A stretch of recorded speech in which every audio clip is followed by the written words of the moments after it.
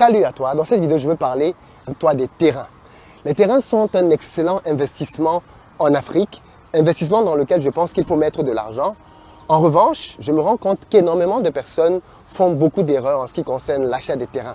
Donc je veux partager avec toi ici des éléments clairs pour que tu saches si tu es prêt ou pas à acheter des terrains.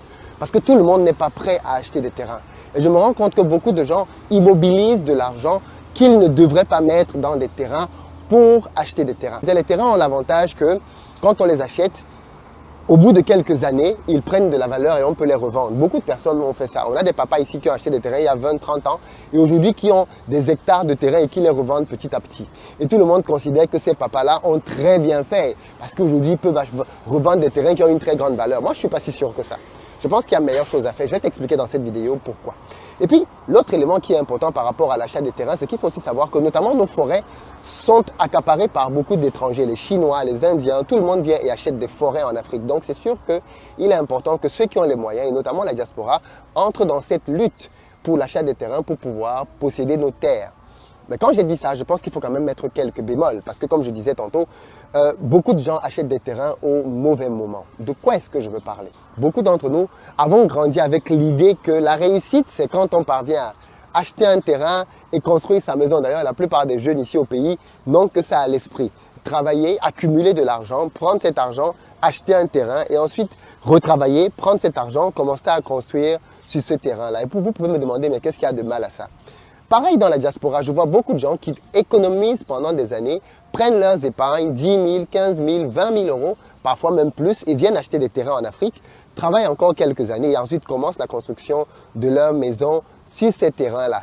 Tout cela, j'estime que ce sont des stratégies moyennes, bas de gamme parfois même, parce qu'il y a beaucoup mieux à faire.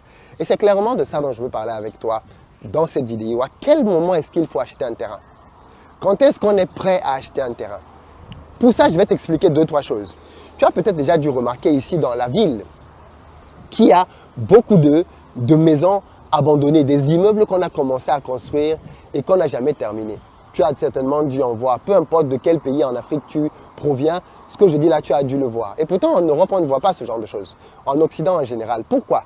Parce qu'en Occident, les gens qui financent leur construction les financent généralement sur la base de crédit. Il prend un crédit, il finance la construction de son bien de A à Z. Le crédit couvre tout.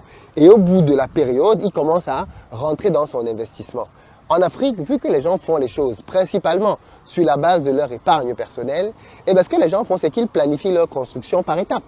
Donc du coup, première étape, j'économise pendant 2-3 ans, j'achète un terrain, parfois même beaucoup plus. Ensuite, je commence à construire petit à petit. Donc, on va se retrouver avec des gens qui construisent soit leur maison principale en 10 ans, nos parents ont fait ça, ou alors simplement construisent leur projet d'investissement en 5-10 ans aussi, parce que c'est au fur et à mesure qu'ils vont avoir leur salaire qu'ils vont injecter dans l'immeuble. Ça, c'est une très mauvaise solution. Vraiment. Pourquoi? Parce que vous bloquez de l'argent, les amis. Vous bloquez de l'argent. Quand vous prenez quelqu'un qui prend, par exemple, 2-3 années d'épargne et qui vient les mettre dans un terrain et qui se dit, OK, je vais commencer à construire dessus dans 4-5 ans.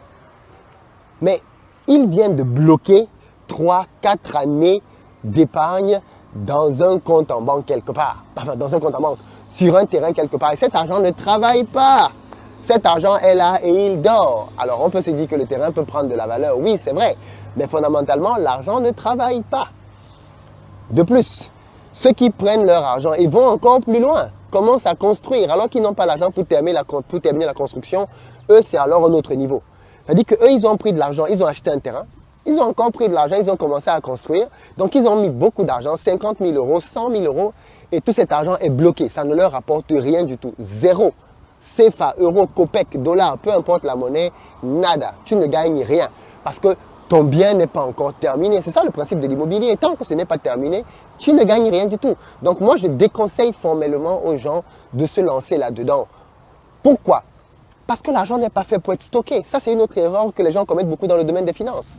Je sais qu'on a l'habitude de parler de ces papas-là qui ont acheté des hectares de terrain il y a 10 ans, 20 ans, 30 ans et qui aujourd'hui sont devenus les pachas parce qu'ils ont beaucoup d'hectares de terrain et qu'ils les revendent. Les amis, c'est faux. Je connais beaucoup de gens qui ont beaucoup de terrain et qui galèrent. Pourquoi? Parce qu'ils espèrent vendre leur terrain au prix fort, qu'ils veulent gagner le maximum de bénéfices dessus. Et que les gens qui courent les rues, qui sont prêts à acheter des terrains au prix fort ne sont pas si nombreux que ça. Qu'on ne vous trompe pas là-dessus. Les gens veulent acheter des terrains en achetant les terrains moins chers. Or, celui qui a attendu beaucoup d'années veut vendre son terrain cher. Donc, il y a ce décalage au niveau des intentions qui font que même les propriétaires de terrains ont du mal parce qu'ils veulent vendre leur bien cher. Maintenant, s'ils baissent complètement les prix, oui, ils vont pouvoir vendre. Mais qui veut baisser les prix quand il a attendu beaucoup d'années? Personne. En général, ils veulent obtenir le maximum de bénéfices de leur terrain. Et donc, à ce niveau-là, ça coince. L'autre réalité par rapport à ça, c'est que quand vous décidez que vous allez investir pour acheter des terrains, eh bien, vous allez effectivement prendre beaucoup d'argent parce que vous achetez le terrain et ensuite vous le faites titrer pour ceux qui les font titrer. Donc, vous dépensez encore un peu plus et derrière, vous commencez à attendre parce que du jour au lendemain, le terrain n'a pas autant de valeur que ça. Il faut attendre beaucoup d'années. Moi, je pense que ce n'est pas une bonne solution parce que l'argent n'a pas pour but d'être stocké. L'argent a pour but de circuler dans l'économie. Et chaque fois qu'on me présente un papa et qu'on me dit, oui, ce papa-là, il a acheté ses terrains il y a 20-30 ans, maintenant ses terrains ont pris 10 fois leur valeur, je rigole toujours. Parce que pour moi, c'est une ignorance criarde de ce que c'est qu'un business. Les amis, quand quelqu'un achète un terrain et il attend 10 ans pour que le terrain prenne 10 fois sa valeur, j'ai envie de lui dire qu'il y a des business qui rapportent 10 fois leur investissement en moins d'un an. Moi-même, j'en ai fait. Et c'est pour ça que je fais une formation pour expliquer aux gens comment donc lancer des business pour lesquels on va multiplier les chiffres d'affaires rapidement. Parce que je me rends compte que beaucoup de gens ne savent pas faire ça. Mais le besoin, il est, quand on a de l'argent, quand on est jeune, de ne pas aller stocker l'argent. Partagez cette vidéo à tous ceux qui stockent de l'argent dans des terrains. Les amis, arrêtez de stocker l'argent dans des terrains. Ce n'est pas une bonne solution. Prenez votre argent et lancez des business. Lancez un business, ça ne marche pas. Lancez un deuxième business, ça ne marche pas. Lancez le troisième, ça va marcher. Parce que vous allez apprendre des erreurs du premier, du deuxième et peut-être même du troisième et vous allez réussir au quatrième. Mais la bonne nouvelle, c'est que le jour que l'un de vos business prend, quelqu'un a dit un jour que ce qui est bien avec les business, c'est qu'on a besoin de réussir une seule fois pour que sa vie change. Quand tu as un business qui marche, un seul, ta vie n'est plus jamais la même. Tu peux faire fois 100 en un an avec un business, fois 100. Donc, moi, ce que je dis aux gens, c'est quand vous prenez de l'argent pour aller le mettre dans des terrains, prenez votre épargne. Moi, c'est mon épargne que je mets dans des terrains. Quand vous m'entendez dire j'ai acheté un terrain à telle somme, non. Ce n'est pas un argent que je suis allé risquer. Ce n'est pas la totalité de mon argent que je suis allé bloquer dans un terrain. Non, jamais. C'est toujours un argent que j'ai pris, c'est vrai, mais qui était en réalité mon épargne. Et j'estime que, vu que c'est une épargne, plutôt que de laisser l'épargne à la banque, qui ne rapporte pas grand-chose, je préfère laisser cette épargne dans un terrain. Mais c'est de l'épargne, et c'est de l'épargne long terme. Donc ce n'est pas une épargne dont j'ai besoin demain, ou dans un an, non. C'est une épargne qui peut attendre 5 ans, 10 ans.